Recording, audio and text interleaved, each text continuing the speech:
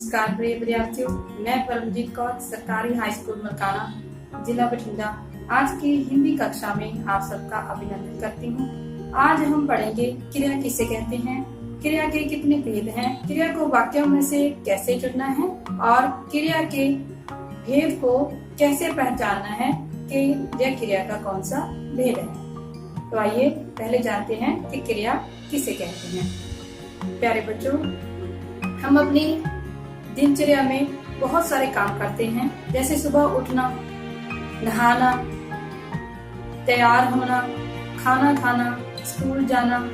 तो इन वाक्यों में आप ध्यान से देखिए, जो मैंने शब्द बोले हैं, उठना, खाना, पीना, ये सारे शब्द क्या हैं? क्रियाएं हैं। बच्चों, क्रिया की परिभाषा क्या है कि जिन शब्दों से हमें किसी काम के होने या करने का बोध होता है, वह शब्द क्रिया कहलाते हैं। आइए इसकी परिभाषा लिखते हैं।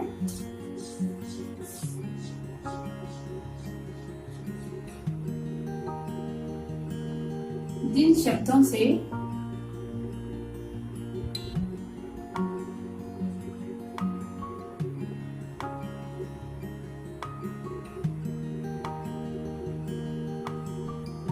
किसी काम के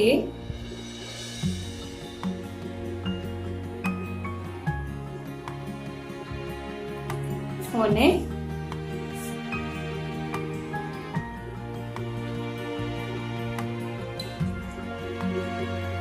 यह करने का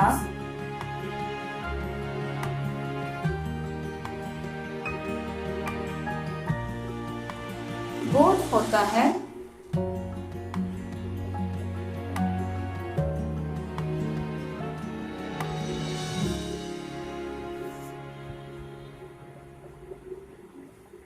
उसे क्या कहते हैं? क्रिया कहते हैं। जैसे उदाहरण देखिए,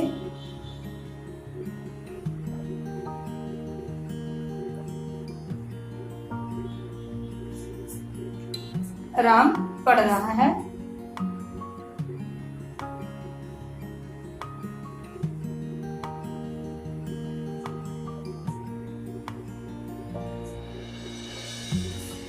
प्यारे बच्चों, जहाँ पर राम करता है,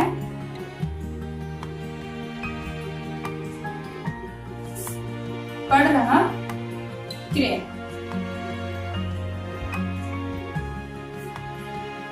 और उदाहरण देखिए, राम पत्थर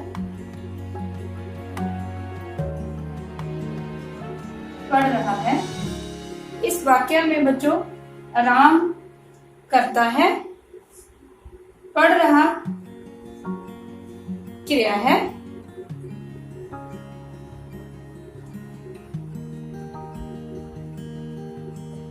जहां पर एक और शब्द पत्र है, यह क्या है? कर्म है।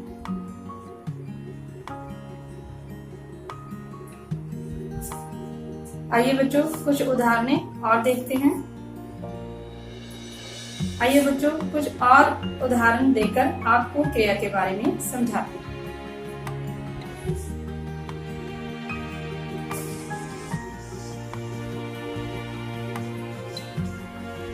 कुछ और उदाहरण देखते हैं। आइए कुछ और उदाहरण से क्रिया के बारे में जानते हैं। जैसे बच्चा पढ़ रहा है,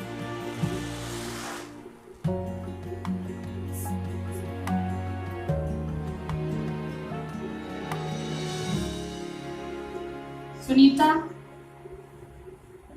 सो रही है,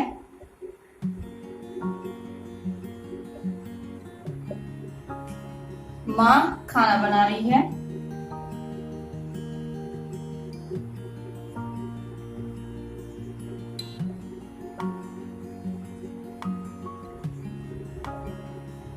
बच्चों इन वाक्यों को ध्यान से देखिए। पढ़ रहा, सो रही, खाना बना रही, ये शब्द क्या है? क्रियाएं हैं। और हमें पता चल रहा है कि बच्चा, सुनीता और माँ कोई ना कोई कार्य कर रहे हैं, अर्थात जो कार्य ये कर रहे हैं वो शब्द क्या है? क्रियाएं। प्यारे बच्चों, क्रिया के बिना कोई भी वाक्य पूर्ण नहीं हो सकता। अगर आप क्रिया के बिना कोई भी वाक्य बनाएंगे तो वह वाक्य सही नहीं हो सकता। प्यारे बच्चों, क्रिया एक विकारी शब्द है क्योंकि क्रिया पर लिंग और वचन का प्रभाव पड़ता है और उस प्रभाव के पड़ने के कारण क्रिया में परिवर्तन आता है। आइए उदाहरण से आपको इसके बारे में समझाते हैं। जैसे हमारे पास एक वाक्य है, लड़का पढ़ता है।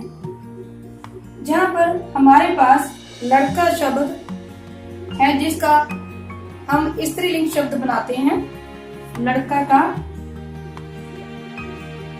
लड़की। और देखिए साथ में क्रिया का रूप भी बदल जाता है, लड़की पढ़ती है।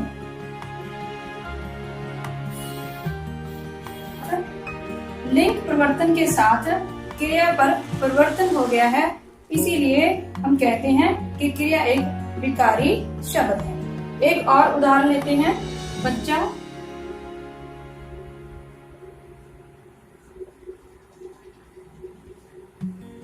खेल रहा है।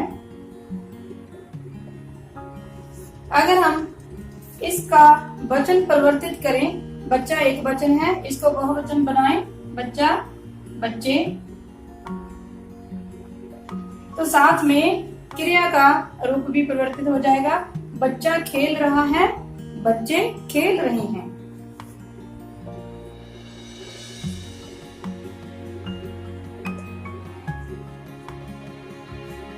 तो जहाँ हमें पता चलता है कि एक वचन से जब हमने बहुवचन बनाया तो उसके साथ क्रिया पर भी प्रभाव पड़ा है, क्रिया भी परिवर्तित हो गई।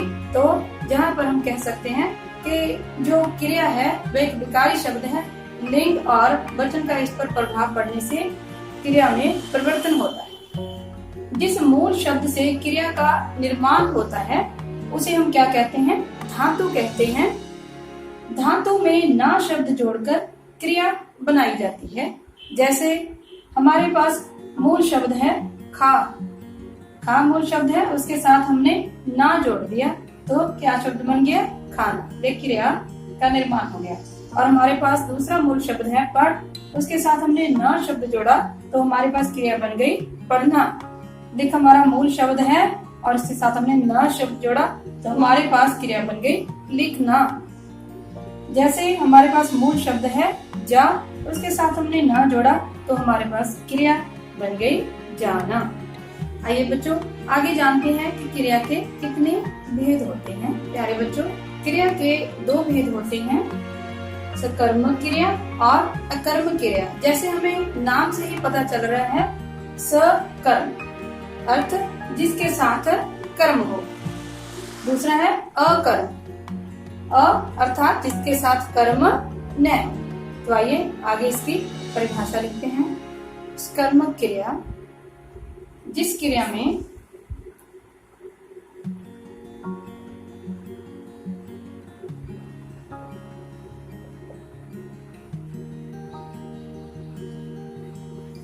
कर्म होता है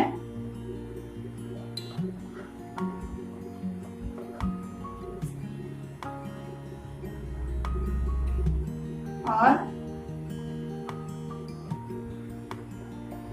क्रिया का प्रभाव या क्रिया का फल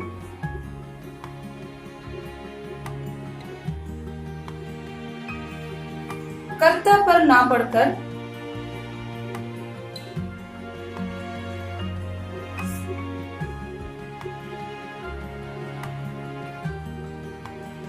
किसी और शब्द पर पड़ता है।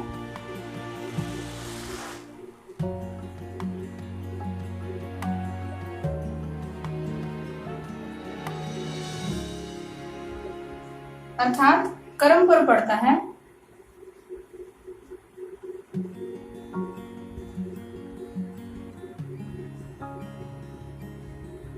वह क्या है? कर्मक क्रिया। उसे कर्मक क्रिया कहते हैं।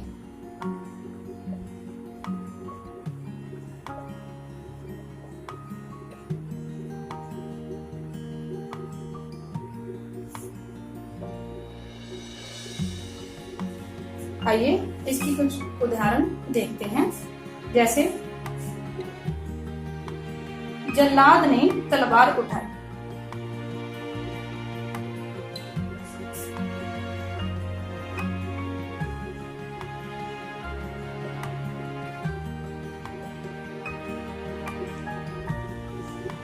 ध्यान से देखिए बच्चों, यहाँ पर जल्लाद हमारे पास कर्ता है, उठाई हमारे पास क्रिया है, किंतु क्रिया के फल का प्रभाव कर्ता पर ना पड़कर कहाँ पड़ रहा है? तलवार पर पड़ रहा है। जल्लाद ने क्या उठाया? तलवार उठाई। एक और ढंग से भी इसका निरीक्षण किया जा सकता है कि ये कर्मक क्रिया है या अकर्मक क्रिया है। क्रिया के साथ अगर हम क्या किसको ऐसे शब्द लगाएं और उसका हमें एक उचित उत्तर मिले तो वह कर्मक क्रिया है। अगर उसका हमें कोई उचित उत्तर नहीं प्राप्त होता तो वह अकर्मक क्रिया है। जैसे क्रिया के साथ हम शब्द लगाकर देखें, क्या उठाई, उसका उचित उत्तर हमें मिल रहा है तलवार। तो तलवार क्या है? कर्म है। अगर वाक्य में कर्म है तो कौन सी क्रिया हो गई? कर्मक क्रिया हो गई। समझ आ गया बच्चों? आगे एक और उदाहरण देखते हैं। सैनिक ने राजा को पकड़ा।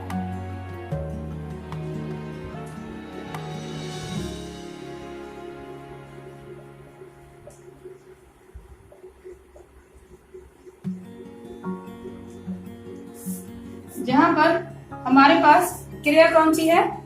पकड़ा। सैनिक जहां पर करता है और हमें यह निरीक्षण करना है कि इसमें कर्म है या नहीं। तो क्या करेंगे? क्रिया के साथ हम क्या, किसे, किसको शब्द लगाकर देखते हैं। किसको पकड़ा? एक उचित उत्तर मिल रहा है राजा को। तो राजा क्या हो गया? कर्म। अब वाक्य में कर्म अगर है तो वह क्या है? सकर्मक क्रिया है। अगर जहाँ पर राजा न होता और हमें प्रश्न का उत्तर उचित प्राप्त नहीं होता तो यह कौन सी क्रिया होती? अकर्मक क्रिया होती। क्रिया का दूसरा भेद अकर्मक क्रिया, जिस क्रिया में कर्म नहीं होता और क्रिया का प्रभाव कर्ता पर पड़ता है उसे क्या कहते हैं? अकर्मक क्रिया कहते हैं। उदाहरण देखिए, राजा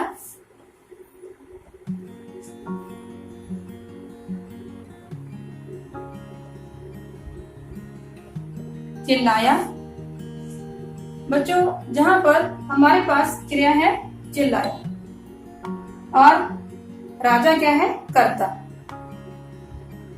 अगर हम चिल्लाया क्रिया के साथ प्रश्न करें क्या चिल्लाया, तो हमें कोई उचित उत्तर नहीं मिल रहा क्योंकि इसमें कर्म है ही नहीं।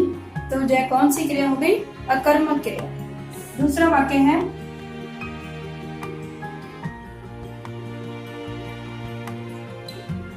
सैनिक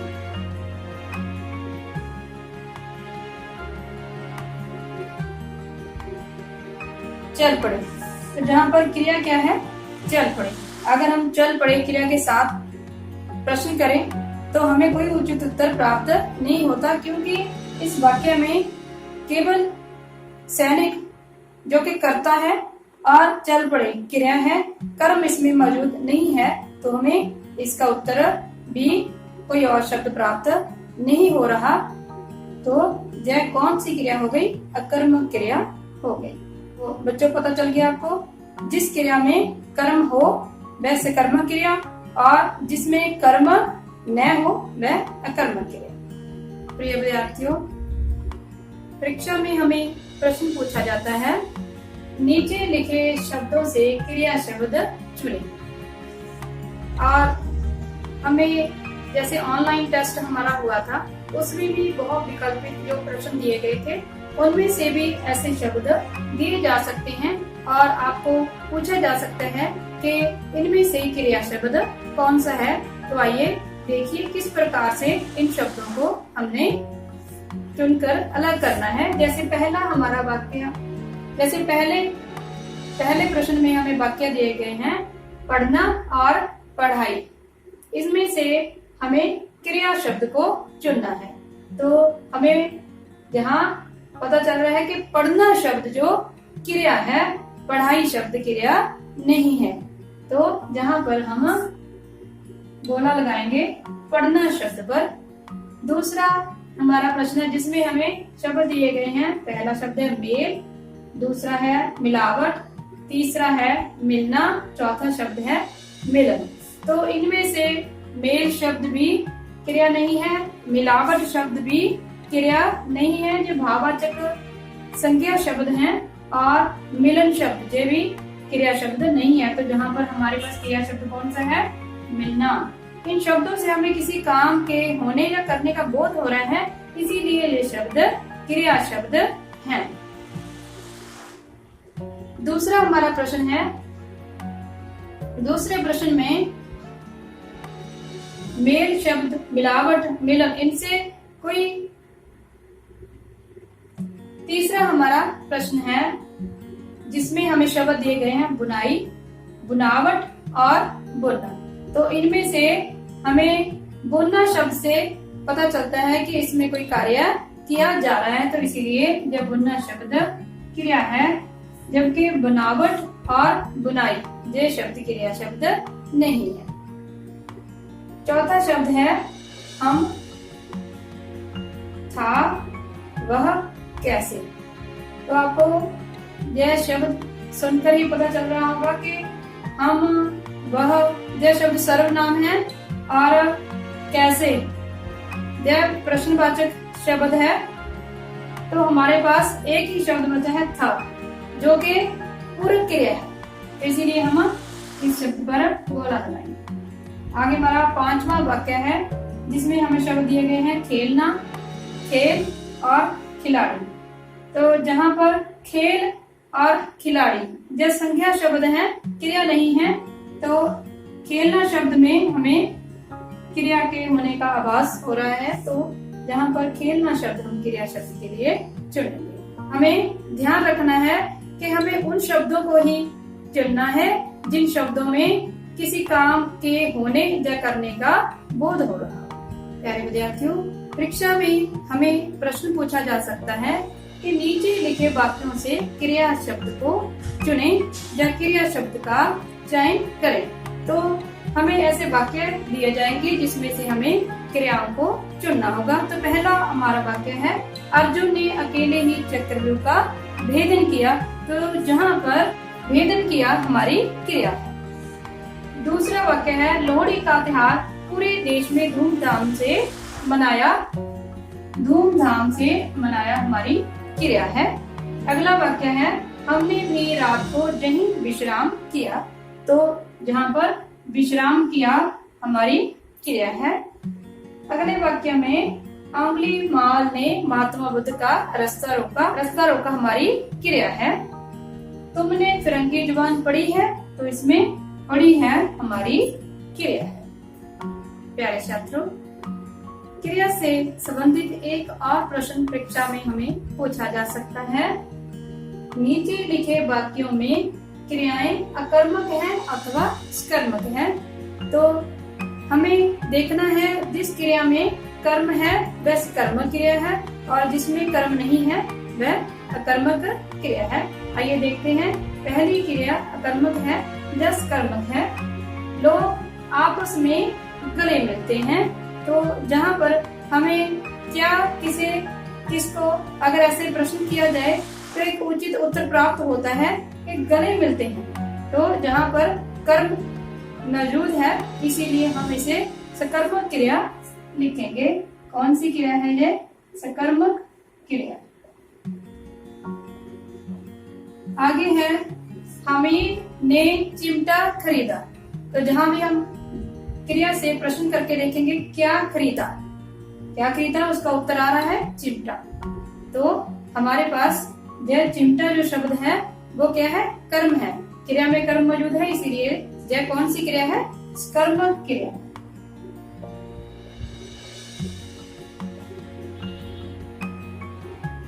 तीसरा वाक्य है वह रोने लगी।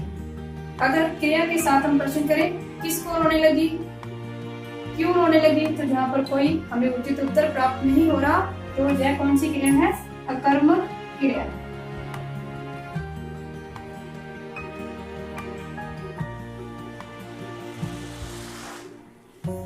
आगे हमारा प्रश्न है मीना का हाथ जल जाता है।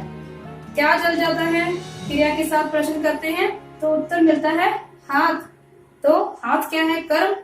अगर क्रिया में कर्म मौजूद है तो कौन, अगर क्रिया में कर्म हो तो वह कर्म क्रिया होती है, तो यह कौन सी क्रिया है, कर्म।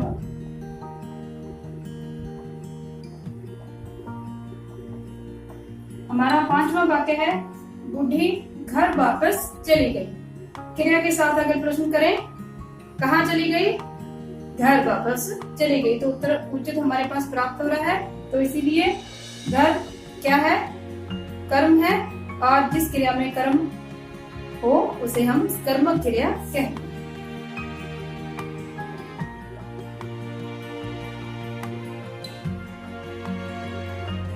प्यारे बच्चों, यहाँ पर क्रिया की परिभाषा, क्रिया के भेद और क्रिया को कैसे चुनना है, क्रिया कर्मक है या सकर्मक है, संपूर्ण होती है। आशा करती हूँ आप सबको अच्छी तरह से समझ आ गई होगी। अपना कीमती समय देने के लिए, इस वीडियो को देखने के लिए आप सबका बहुत बहुत धन्यवाद।